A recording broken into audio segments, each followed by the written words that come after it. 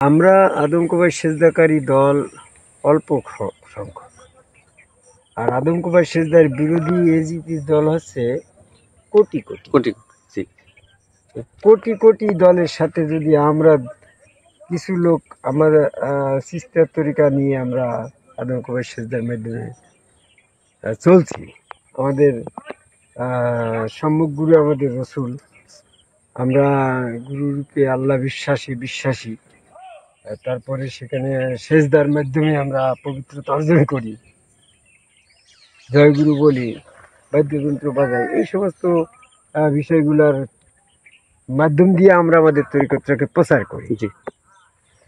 কিন্তু এই অল্প সংখ্যক কিছু লোক যদি আমরা ওই ৭৩ দলের সাথে মিশে থাকি, ওই এজিপি দলের সাথে মিশে থাকি, আদম কবাই যারা আল্লাহকে সেজদা করে না, তারা তো মূলত এজিপির দল।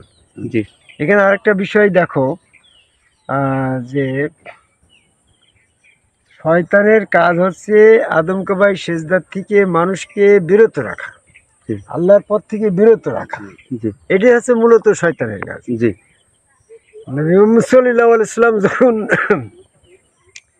শেষ নবী হিসাবে কোরআনের মাধ্যমে সত্য প্রকাশ করে গেল, তখন কোরআনের বাইরে যে সমস্ত ধর্ম ছিল সেই পথে আর মানুষ থাকলো না। দলে দলে লোক ইসলামে দাখিল, দলে দলে যখন লোক ইসলামে দাখিল হইল, এই কোরআনে বলছে যে মূর্তি পূজা না যায়, শিরক, দেবদেবীর উপাসনা করা যাবে না, কোনো আল্লাহ ছাড়া কোনো ইলাহা নেই। এই আল্লাহ শব্দের মধ্যে পরবর্তী মানুষ সব ঝুঁকে পেল। তখন শয়তান দেখলো যে তাই তো সমস্ত মানুষ আল্লাহর নামের পরে, মোহাম্মদের নামের পরে ঝুঁকে পড়েছে, এদেরকে তো আর বিপদগামী করে আমি আল্লাহর পথ থেকে, মোহাম্মদের পথ থেকে বের করে নিয়ে আসতে পারছি না, বা মানুষকে বিরত রাখতে পারছি না। এই জন্য শয়তান তখন পলিসি করে এই ইসলামের ভিতরে আদম কবাই সেজদাটাকে বাদ দিয়ে আল্লাহ আল্লাহ বলা, লা ইলাহা ইল্লাল্লাহ মুহাম্মাদুর রাসূলুল্লাহ বলা, বা আরো যে সমস্ত কর্মক্ষেত্র কোরআনের ভিতরে আছে, সমস্ত কর্মক্ষেত্রগুলাই মানুষের ভিতরে প্রতিষ্ঠিত করার জন্য ইবলিস সহযোগিতা করিল। আদম কবাই সেজদাটা বাদ দিয়ে যে ধর্মটা থাকে সেই ধর্মটার মাধ্যম দিয়ে মানুষকে বিপদগামী করে ফেললো, যে হ্যাঁ আল্লাহর দল তো এটাই, আল্লাহ বলছি, লা ইলাহা ইল্লাল্লাহ মুহাম্মাদুর রাসূলুল্লাহ বলছি, তাহলে আমরা তো কোরআনের মাফিক শেষ নবীর দলেই আছি। এই জন্য অধিকাংশ মানুষ ইবলিসের দলভুক্ত হয়ে গেল। আদম কবাই সেজদাটা বাদ দিলে যে ধর্মটা থাকে আসলে মূলত সেটাই ইবলিসের ধর্ম। এই ইবলিসের ধর্ম, আদম কবাই সেজদা বিরোধী ধর্ম, এখন কোটি কোটি মানুষ এই ধর্মের ভিতরে আছে। আমরা আদম কবাই সেজদাকারী অল্প সংখ্যক লোক যদি ওদের সাথে মিশে থাকি, তাহলে আমাদের অস্তিত্ব রোজ কিয়ামত পর্যন্ত প্রতিষ্ঠিত হবে না। গঞ্জে জি জি তুমি তো নান্দাল ঠিক আছে, ময়মন সিং নান্দাল ঠিক আছে। কি তোমার নাম যেন কি? আমার নাম মোহাম্মদ রফিকুল ইসলাম। রফিকুল ইসলাম, তোমার ভালো করে বোঝার চেষ্টা করো। আমরা যাদের সাথে মিশে থাকবো, ওরা আদম কবাই সেজদা করে না, আমরা করি, মিশে থাকলে সমস্যা ছিল না। কিন্তু ওরা কোটি, আমরা যদি কোটি হতাম তাহলে মিশে থাকতে পারতাম। ওরা কোটি, আমরা যদি লাখ হতাম তাও মিশে থাকতে পারতাম। ওরা কোটি, আমরা যদি হাজার হতাম তাও মিশে থাকতে পারতাম, কিছুটা অস্তিত্ব প্রমাণিত। ওরা কোটি, আমরা শত যদি হতাম তাও মিশে থাকলে আমাদের অস্তিত্ব তাই। কিন্তু ওরা কোটি, আমরা 2-1 গুটি। এই 2-1 গুটি মানুষ যদি আমরা তাদের সাথে মিশে থাকি, তাহলে আমাদের ইসলাম ধর্ম, আদম কবাই সেজদার এই ইসলাম সত্য ধর্মটা চিরস্থায়ীভাবে বিলীন হয়ে যাবে, হারিয়ে যাবে। এই জন্য আমি কোরআন গবেষণা করে দেখলাম, ওদের থেকে বেরিয়ে আসার জন্য আমরা চুল দাড়ি মোছ রেখে দিলাম। আমাদের দেখলেই যেন মানুষ জয়গুরু বলে, আমাদের দেখলেই যেন মনে করে যে এরা আদম কবাই সেজদার দল, তরিকাপন্থী।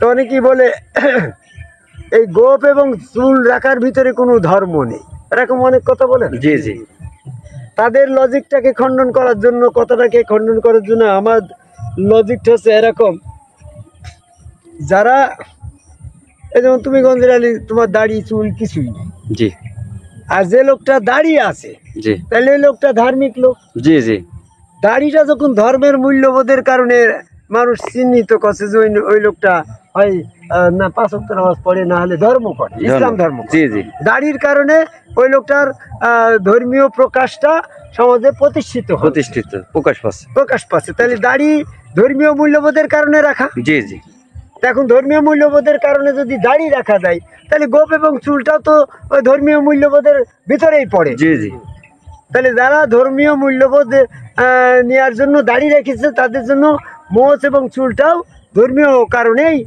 রাখা প্রয়োজন। জি তুমি বলবো যে তাহলে মোচ রাখা হারাম বা চুল রাখা হারাম।